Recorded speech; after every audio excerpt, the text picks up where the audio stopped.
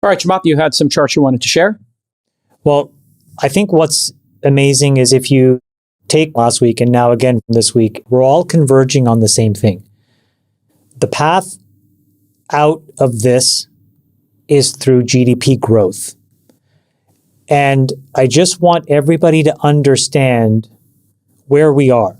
And this is without judgment, this is just the facts. What this chart shows in gray is the total supply of power in the United States. And the blue line is the utilization. So what you build for is what you think is a premium above the demand, right? You'd say if there's 1 unit of demand, let's have 1.2 units of supply, we'll be okay. But as it turns out historically in the United States, we've had these cycles where we didn't really know what the demand curve would look like. And so over the last number of years, we've stopped really building supply in power.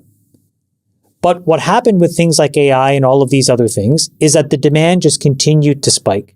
And so what this chart shows is we are at a standstill sitting here today in 2025. On margin, we're actually short power, which is to say, sometimes there are brownouts, sometimes there's lack of power because we didn't add enough capacity. So that's where we are today. So then we talk about all of these new kinds of energy. And this is just meant to ground us in the facts. If you tried to turn on a project today, sitting here in May of 2025, here's what the timelines are. We all talk about SMRs, small modular reactors. The reality is that if you get everything permitted and you believe the technology can be de-risked, you're still in a 2035 plus timeframe. You're a decade away. If you have an unplanned nat gas plant, today, the fastest you could get that on is 4 years from now.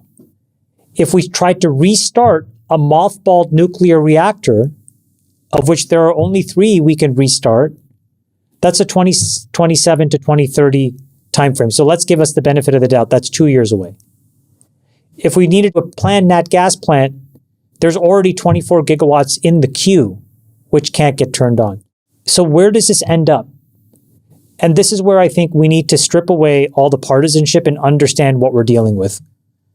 We have ready supply of renewable and storage options today. It's the fastest thing that you can turn on. It allows us to turn on supply to meet the demand and utilization. So I just think it's important to understand that we must not lose energy. We cannot lose the energy market because that is the critical driver of all the GDP. All right.